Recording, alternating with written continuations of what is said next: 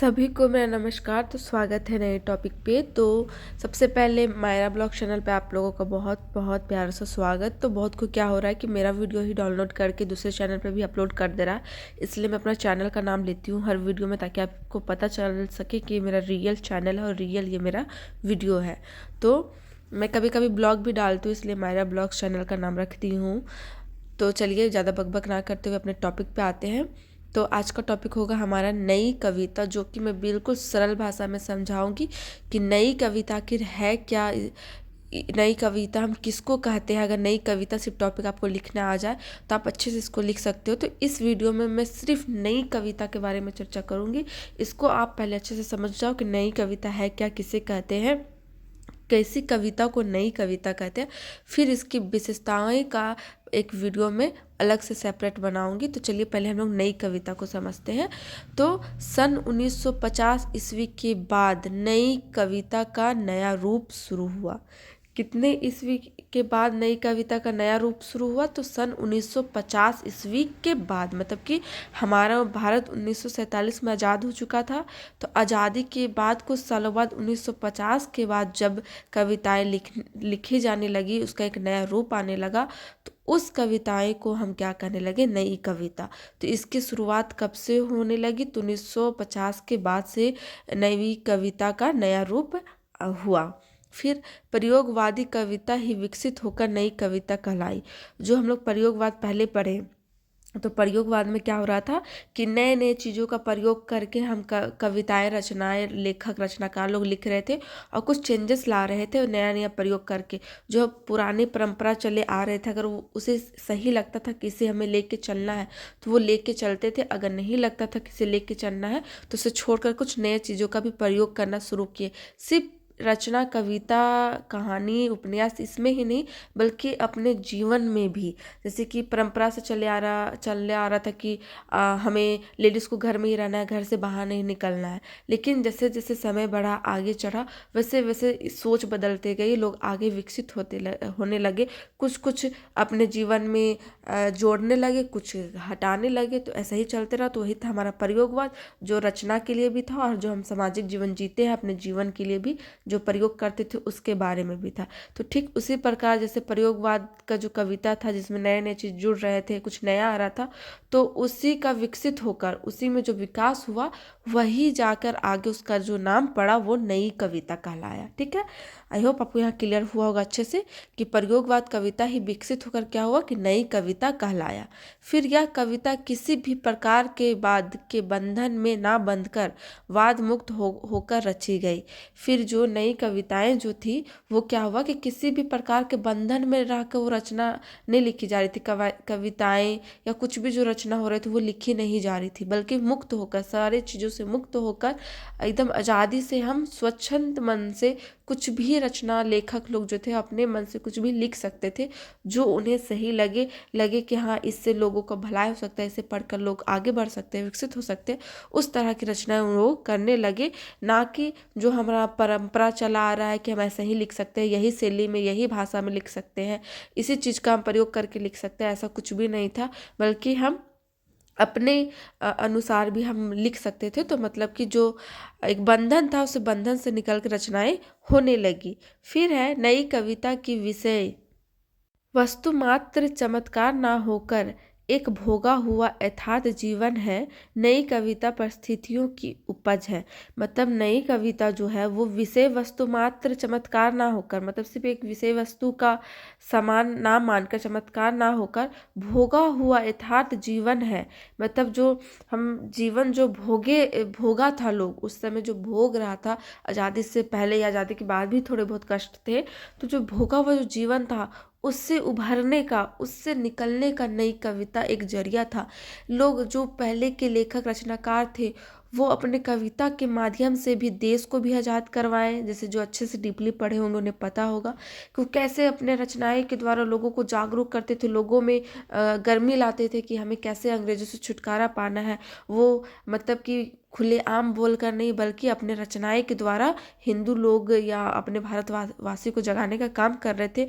उसी तरह जब नई कविता आई तो जो लोग भोगा हुआ था उससे कैसे निकले, उससे कैसे आगे बढ़े, वो चीज़ों को भी नई कविता के माध्यम से बताया जा रहा था। इसीलिए कहा जा रहा है कि नई कविता सिर्फ विषय वस्तु मात्र नहीं, मतलब एक विषय बन के नहीं रह गया था कि हाँ नई कविता है, उसमें कविता लिखा गया है, पढ़ेंगे, पढ़ना है तो पढ़ो, नहीं पढ़ना है तो मत पढ़ो। वो एक विषय बन के नहीं रह गया था, बल्कि हमारा जो जीवन जिया हुआ, जो भोगे हुए जीवन था, उससे उभरने का भी ये बहुत बड़ा काम कर रहा था। फिर है नई कविता परिस्थितियों की उपज है। वही नई कविता जो थी वो जो परिस्थितियाँ थी उससे मतलब कि निकलने का एक उपज था, एक उपाय था। फिर आज हम नई कविता किसे कहते हैं, मतलब आज जो है हम नई कविता हम किसे कहते हैं, नई कविता क्या है और नई कविता की विशेषताएं जानेंगे। तो हम नई कविता की विशेषताएं जो वो नेक्स्ट वीडियो में जानेंगे। आज हम जानेंगे नई कविता किसे कहते हैं, नई कविता क्या है।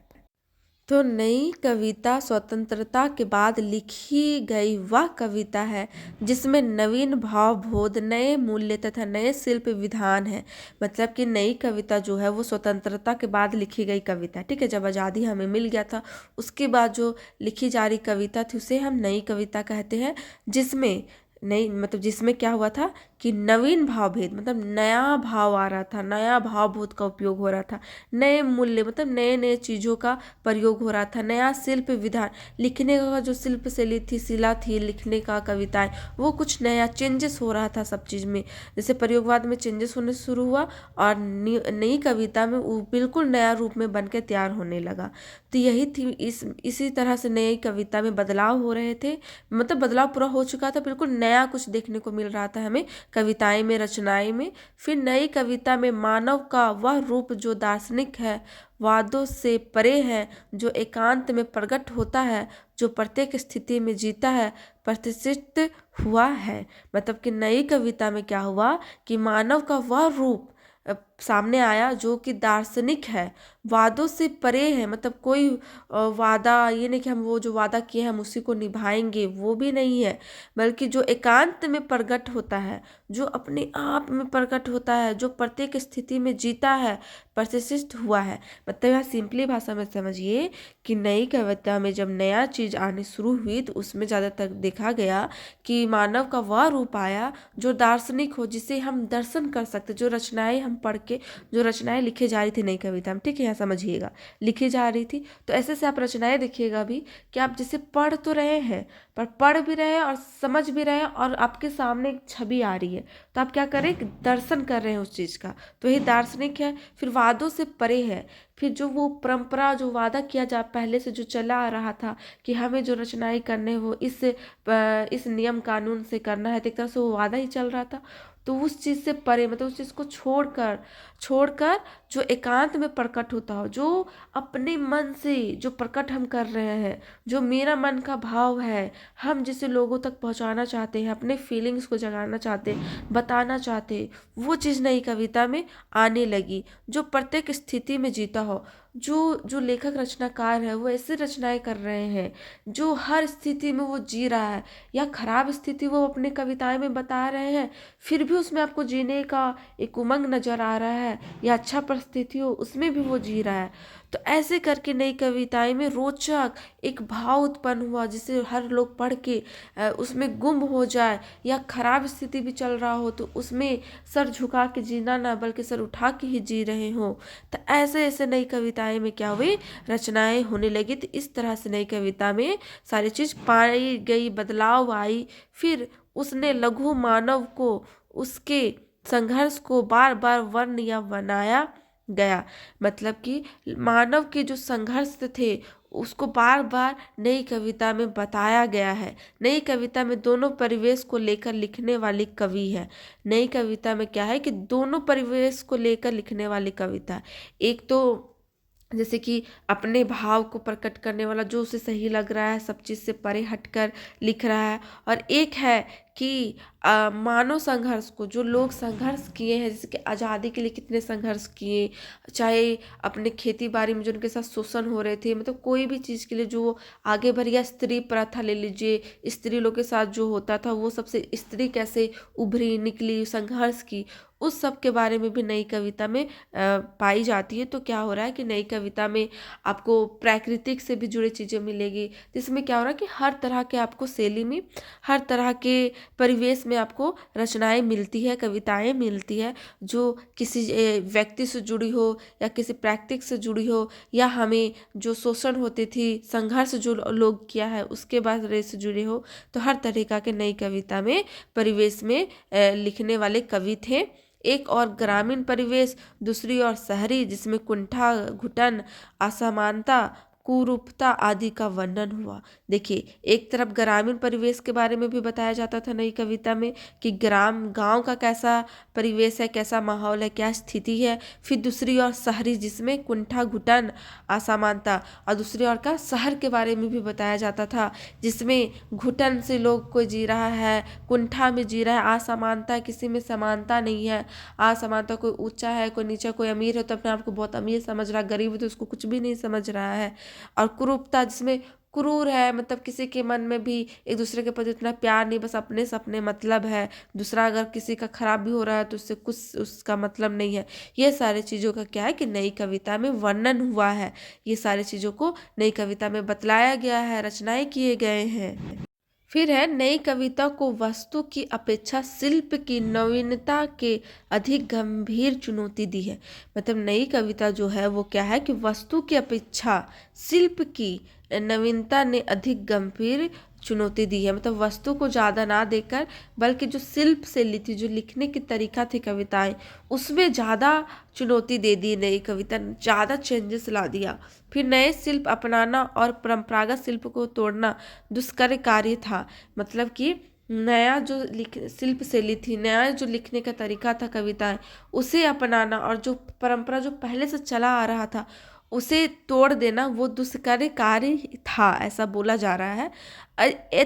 एवं कुछ कविताओं को छोड़कर छोटी मोटी कविताओं की प्रचुरता रही, और प्रभावशीलता की दृष्टि से ये छोटी छोटी रचनाएं भी बड़े बड़े वृत्तांतों से कहीं अधिक सफल बनी पड़ी।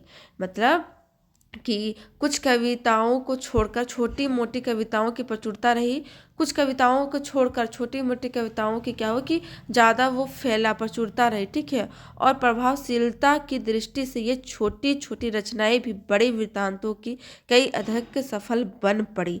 और यही जो छोटी मोटी रचनाएं थी, वही अगर उसको हम प्रभाव से पढ़े, अपने उसे पढ़कर खुद में महसूस करें, तो वही छोटी छोटी कविताएं क्या थी, वो विस्तार रूप ले लिया और सफल बन के दिखाया। तो ये था हमारा नई कविता। तो अगर आपको नई कविताएं की विशेषताएं अगर जानना है तो कमेंट सेक्शन में ज़रूर बताइए। कमेंट सेक्शन में आप कमेंट करते हैं तो मैं फटाक से वीडियो बनाऊंगी और डाल दूंगी। और ये वीडियो, ये टॉपिक आपको कितना समझ में आया कमेंट सेक्शन में ज़रूर बताइए कैसा लगा, क्योंकि अगर एक भी कमेंट आता है एक भी वीडियो में तो मुझे बहुत प्यारा लगता है कि मेरे जो स्टूडेंट है, जो पढ़ रहे हैं, उसे कुछ समझ आ रहा है मेरे वीडियो से, तो मन करता है वीडियो बनाने का। तो आप लोग बस देखते हो, कमेंट नहीं करना है, सब्सक्राइब नहीं करना, चले जाते हो, पर जो इतना मेहनत कर रहा है उसके मन में क्या बीतता है वो हम ही समझ सकते हैं। इसलिए प्लीज़ अगर अच्छा लगता है तो मेरे चैनल पर नए सब्सक्राइब जरूर कीजिए, शेयर कीजिए, कमेंट कीजिए। नेक्स्ट किस टॉपिक पर आपको वीडियो चाहिए वो भी कीजिए। तो फिर मिलते हैं नेक्स्ट टॉपिक पर, तब तक के लिए bye bye and best of luck.